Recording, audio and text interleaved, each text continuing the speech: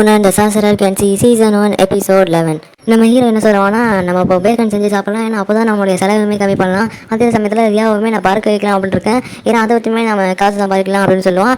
இதனால அவங்களுக்கு ஹெல்ப் பண்ணுறோம் அப்படின்னு நம்ம குணான் சொல்லுவான். அதே சமயத்தில் பார்த்தீங்கன்னா நம்ம குணான் வந்து முடியே இல்லாத ஒரு ஏரியா செஞ்சுருக்கேன் அப்படின்னு சொல்லுவான். எதுக்காக அப்படின்னு கேட்கும்போது அவங்களுடைய ப்ரொஃபஸர்கிட்ட சொல்லுவான், என்னன்னா இந்த ஏரியா வச்சு எல்லாருமே அவங்க தலைவணி போல் வச்சு தூங்கணும் அப்படின்னா அது பெருசாக அவங்களுக்கு ரொம்பவுமே ஜாலியாக இருக்கும். இதனால அவங்க ரொம்பவுமே ஸ்ட்ரெஸ் ஃப்ரீயாக இருப்பாங்க.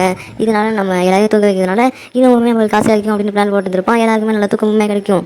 சரி ப்ரொஃபஸர், நீங்கள் அதை உபயோகப்படுத்தி பார்க்குறீங்களா அப்படின்னு கேட்கும்போது, அதெல்லாம் எனக்கு பார்த்தாலே போய் இது நல்லா தான் இருக்கும் அப்படின்னு சொல்லுவாங்க. சரி நீங்கள் அப்படின்னு கேட்கும்போது, அதெல்லாம் எனக்கு தெரியும், அது நல்லா தான் இருக்கும் அப்படின்னு மனசுக்குள்ளே அதை வச்சு ஜாலியாக தூங்கணும் அப்படின்னு தோணாலும் வேலை தான் முக்கியம் அப்படின்னு அவங்க வேணாம் அப்படின்னு சொல்லிடுவாங்க.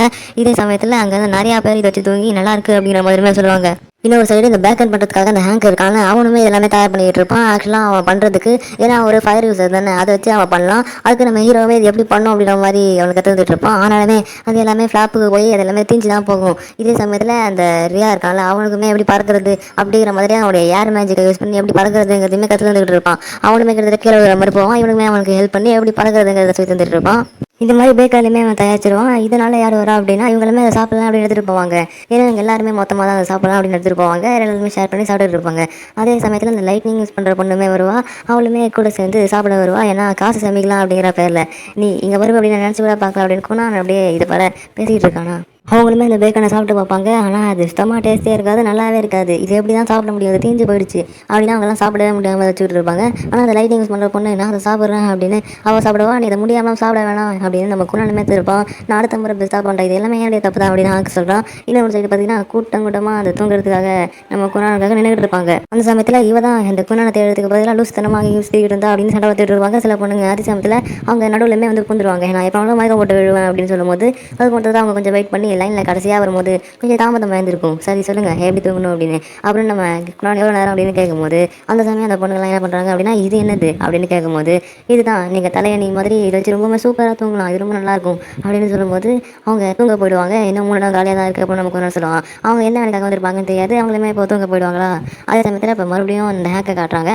இந்த மேஜிக்கெல்லாம் யூஸ் பண்ணி அவங்க எப்படி இந்த பணத்தை சம்பாதிக்கிறது அப்படிங்கிற மாதிரி எல்லாமே ஒரு வழியில் அவங்க எல்லாருடைய முயற்சியை கொடுத்துக்கிட்டு இருப்பாங்க. அதே சமயத்தில் அந்த லைட்டிங் யூஸ் பண்ணுற பொண்ணு இதே மாதிரி அந்த ஷாஷின் விதைகள் எல்லாத்தையுமே வளர்ந்துக்கிட்டு இருக்கும். இதெல்லாம் வச்சு எப்படி தான் நம்ம பணத்தை சம்பாதிக்கிறது ரொம்ப அவசியமா, என்னுடைய பணத்தை யூஸ் பண்ணக்கூடாதா அப்படின்னு அந்த பொண்ணு ப்ரொஃபஸர்கிட்ட கேட்பான். அப்படி இருக்கும்போது அவங்க என்ன சொல்லுவாங்கன்னா, இப்போ ஒரு சாஸ்திரராக இருந்தால் அவங்க எப்படி வேணாலும் காசு சம்பாதிக்கிறதுக்கு மேஜிக்கை பற்றி யூஸ் பண்ணலாம். ஏன்னா இந்த உலகத்தில் மேஜிக்கை கற்றுக்காமல் இருக்கிறவங்க எல்லாரையுமே அடக்கி ஆடுறதுக்காக ஒரு தனி கும்பலே இருக்கும். அதனால் மேஜிக்குங்கிறது யார் கைக்கு போகுது அப்படிங்கிறத எங்களை மாதிரி ப்ரொஃபஸர்ஸ் பார்த்து தான் முடிவெடுக்கணும் அப்படின்னு அவங்க சொல்கிறாங்க. இது உனக்கு விளக்கமாக புரிஞ்சிருக்கும் அப்படின்னு நினைக்கிறேன். இதை நாங்கள் நல்ல ஒரு விஷயத்துக்காக யூஸ் பண்ணோம் அப்படின்னு ஆசைப்படுறோம். சரி ஓகே, இப்போது அந்த ரியாவும் ஹேங்கோவர் இருக்காங்க, அவங்க குணன் கிட்ட தான் இருக்காங்க, அதனால் குணன் பார்த்துப்பாங்க, நீங்கள் கவலைப்படாதீங்க அப்படின்னு சொல்லும்போது இன்றைக்கி தான் சரியா இந்த குரூப்ஸை இப்போ உங்களுக்காக செலக்ட் பண்ணுற நாள். சரி ஒன்று தெரிய ஏதாவது குரூப் வந்தாங்களா அப்படின்னு கேட்கும்போது இப்போது யாருமே வரல. சரி குணனுக்காக என்ன இது வித்தியாசமாக இருக்குது அப்படின்னு அந்த பொண்ணு யோசிக்கும் போது அப்படியே இப்போ ஏதோ ஒரு இடத்த காட்டுறாங்க. அந்த இடத்துல பார்த்தா அப்படியே ஒரு குரூப் தான் அந்த பொண்ணு சொல்லியிருந்திருப்பாள். இப்போ 3 குரூப் இருக்குது அப்படின்னு. இப்போ மொத்தமாக 3 குரூப் இருக்கும். அந்த குரூப்பில் எந்த குரூப்பை செலக்ட் பண்ணி எந்த குரூப்பில் சேர்றாங்க அப்படிங்கிறது தான் முக்கியம். இதில் வந்து இந்த குரூப்ஸ்லாம் யார் வந்து மெயினாக ஃபோக்கஸாக நோட் பண்ணுவாங்க அப்படின்னா குணனை தான். இன்னும் அவனை ரொம்ப எக்ஸலண்ட்டான ஸ்டூடெண்ட் இல்லையா, அதனால் அவனை வந்து டீமில் எடுக்கணும், அவனுடைய குரூப் எடுக்கணும் அப்படின்னு அவங்க குரூப்பில் சேர்த்துக்கிறதுக்காக எல்லா குரூப்புமே போட்டி போட்டுட்டு இருப்பாங்க. அதனால் என்ன பண்ணியிருப்பாங்கன்னா எல்லா குரூப்புமே தனித்தனியாக அவங்க டீம்லேருந்து ஒரு பொண்ணு அனுப்பி வந்திருப்பாங்க. அந்த பொண்ணு தான் அந்த இடத்துல நம்ம பார்த்துருந்துருப்போம். அந்த பொண்ணுலாம் வந்து நம்ம குரானை பார்க்கறதுக்காக வந்திருப்பாங்க. ஆனால் நம்ம குரான் பண்ண அந்த மேஜிக்கில் இப்போ தூங்கிட்டு இருப்பாங்க. என்ன ரொம்ப லேட் ஆகுது, இன்னும் வரலையே அப்படின்னு அந்த குரூப்ஸ் எல்லாருமே பேசிக்கிட்டு இருக்காங்க. சரி ரொம்ப அவசரப்பட தேவையில்ல, நம்ம வெயிட் பண்ணி பார்க்கலாமே அப்படின்னு எல்லாருமே வெயிட் பண்ணுறாங்க. ஆனால் அந்த பொண்ணுங்க எல்லாருமே தூங்கிட்டு இருப்பாங்கிறது அவங்களுக்கு தெரியாது. இப்போ மறுபடியும் நம்ம குரானை காட்டுறாங்க. எல்லாருக்குமே தனியாக ஒரு குரூப் எடுக்கணும் அப்படின்னு முடிவு எடுத்துருந்துருப்பாங்க. இதில் நம்ம எந்த குரூப் எடுக்கிறது அப்படின்னு எல்லாருமே ஒரு சமயம் யோசிச்சுக்கிட்டு இருப்பாங்க. இதில் மொத்தமாக 3 விதமான குரூப்ஸ் இருக்குது. அதாவது எபிலிட்டி, ஹார்மனி அண்ட் ரேஷனாலிட்டி, இந்த மாதிரி 3 குரூப்ஸ் இருக்குது. இதில் நாம எதை எடுக்கிறது அப்படின்னு எல்லாமே குழப்பிட்டு இருப்பாங்க. சரி சாப்பிடலாம் அப்படின்னு சாப்பாடு எடுத்து வைக்கும் போது அப்படியே அதில் பயங்கரமாக உப்பாக இருக்குது, நல்லாவே இல்லை அப்படின்னு அந்த சாப்பாடை சாப்பிடாம எல்லாருமே தூப்பிட்டு இருப்பாங்களா. அப்படியே இப்போ மறுபடியும் அந்த குரூப் எல்லாருமே காமிக்கிறாங்க. இப்போ அந்த குரூப் லீடர்ஸ் எல்லாருமே வந்துடுவாங்க. வந்துட்டு அவனை எங்கள் டீம் தான் எடுக்கணும் அப்படின்னு எல்லாருமே போட்டி போட்டுட்டு இருப்பாங்க. நான் யாருக்கும் விட்டு கொடுக்க மாட்டேன், அவன் எங்களுக்கு தான் அப்படின்னு எல்லாருமே போட்டி போட்டுட்டு இருக்கும்போது சரி அப்படி இருக்கும்போது போட்டி போடுறதுல தப்பே இல்லை அப்படின்னு சொல்லுவாங்க. நம்ம குரானை காட்டுறாங்க. இந்த ரியோவை எப்படி பார்க்க வைக்கிறது, அந்த மாதிரி நம்ம ஹேங்க் எப்படி இது மாதிரி கரெக்டாக பேக்கனை சமைக்க வைக்கிறது அப்படின்னு எல்லாருக்குமே அப்படி கற்றுந்துட்டு இருப்பான். அவனுமே அவங்களுக்கு ட்ரைனிங் கொடுத்துட்டு இருப்பான். இந்த ரியோவை குரான் என்ன பண்ணுறான் அப்படின்னா இந்த எல்லாரையுமே எப்படி ட்ரைனிங்கில் இன்னும் இம்ப்ரூவ் பண்ணுறது அப்படின்னு நம்ம ஹேங்க்கு எப்படி சமைக்க கற்றுறது அப்படின்னு அவனுடைய ஃபயர் மேஜிக்கை எப்படி அவனும் யூஸ் பண்ணலாம். இருந்தாலும் அவனுக்கு அது புரியல. அதை வச்சு எப்படி சமைக்கிறது அப்படின்னு தருவான். அதே போல் இந்த ரியோவை எப்படி பார்க்க வைக்கிறது இந்த மேஜிக் யூஸ் பண்ணி அப்படின்னு அதுக்குமே ஹெல்ப் பண்ணிட்டு இருப்பான். ஆக்சுவலாக அவனுக்கு எப்படி இந்த மேஜிக் யூஸ் பண்ணி பார்க்க வைக்கிறது, இந்த குணான் வந்து இந்த வாட்டர் மேஜிக் யூஸ் பண்ணி என்ன வேணாலும் பண்ணுறான், ஈஸியாக பண்ணி முடிச்சிடுறான். இவன் உண்மையாலுமே திறமைசாலி தான். அது மட்டும் இல்லாமல் என்னுடைய ஊரில் நான் தான் சிறந்த ஒரு மந்திரவாதியாக இருந்தேன். அதை நான் கண்டிப்பாக இந்த ரொம்பவே ஒரு சிறந்த மந்திரவாதியாக ஆவேன் இவனுடைய உதவியால் அப்படின்னு அவன் மனசுக்குள்ள யோசிச்சுக்கிறான். சரி நீ எப்படி இந்த மேஜிக்கை யூஸ் பண்ணுற அப்படிங்கிறத நானுமே நோட்ஸ் எழுதி இது எல்லாத்தையுமே நான் எத்தியில் சேமிச்சு வைக்கிறேன் அப்படின்னு நம்ம குணான் எழுதிட்டு இருப்பான். நீ கீழே விழுந்தாலும் நான் எழுதுவேன் அப்படின்னு நான் சொல்கிறான். கீழே விழுந்தாலும் எழுதக்கூடாது அப்படின்னு அவனுமே சொல்லேன். இப்போ இன்னும் ஒரு சைடு பார்த்தா அப்படியே இந்த கேப்டன்ஸ் எல்லாருமே சண்டை போட்டு இருப்பாங்க. அதை காட்டுறாங்க. எல்லாருமே மாற்றி மாற்றி குணான் எங்கள் டீம் தான் சேரணும், என் டீம் தான் சேரணும் அப்படின்னு எல்லாருமே அவங்களுடைய மேஜிக்கை யூஸ் பண்ணி பயங்கரமாக சண்டை போட்டுட்டு இருக்காங்க. இது எல்லாத்தையுமே அந்த ரியோவும் குணனும் பார்த்துட்டு அங்கே ஏதோ ஒரு பிரச்சனை பெருசாக நடக்குது, அது என்னன்னு தெரியல அப்படின்னு எல்லாருமே பார்த்துட்டு இருக்காங்க. அங்கே என்ன நடக்குதுன்னா அவங்களுக்கு புரியல. இப்போது இதே சமயத்தில் இந்த ஹேங்குக்கு எப்படி சமைக்கிறது அப்படின்னு தருவான். நம்ம குணன் இருக்காங்கல்ல, இந்த வாட்டர் மேஜிக்கை யூஸ் பண்ணி அந்த வாட்டருடைய கலரை மாற்றுவான், அதோடைய ஃப்ளேவர் இது மாதிரி நிறைய விஷயங்களை மாற்றுவாங்க. இதே மாதிரி நீ ஃபயர் மேஜிக் யூஸ் பண்ணியுமே நீ பண்ணலாம், ஆனால் அதை உனக்கு யூஸ் பண்ண தேவை அப்படின்னு நம்ம குணன் அதை வச்சு எப்படி அவனை இது எல்லாத்தையுமே ட்ரைனிங் பண்ணி அவனையுமே இந்த பேக்கர்லாம் நல்லாவே சமைக்கிறதுக்கு தரான். அதுவுமே ஓரளவுக்கு சக்ஸஸ் ஆகிடுச்சு.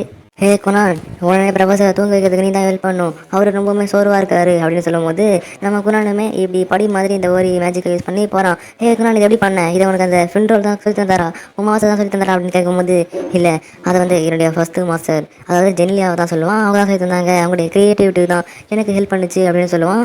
இது மாதிரி அவனுமே போய் ஹெல்ப் பண்ணுவானா. இந்த வகத்தில் பார்த்தா இந்த ஹேண்ட் இருக்கான்ல அவனுமே இந்த மேஜிக் எல்லாத்தையுமே யூஸ் பண்ணி ஓரளவுக்கு பெஸ்ட்டாகவே பண்ணி எல்லாத்தையுமே நான் கண்டிப்பாக குணானே ஷேர் பண்ண வைப்பேன், அவனுக்கே ஒரு ஆச்சரியத்தை கொடுப்பேன் அப்படின்னு இவனுமே பயங்கரமாக எஃபர்ட் போட்டு எல்லாத்தையுமே பண்ணிட்டு இருந்திருப்பான். ரியா ஒரு சைடு எது எப்படி பார்க்கறது அப்படிங்கிற மாதிரி அவன் ட்ரைனிங் எடுத்துகிட்டு இருப்பானா.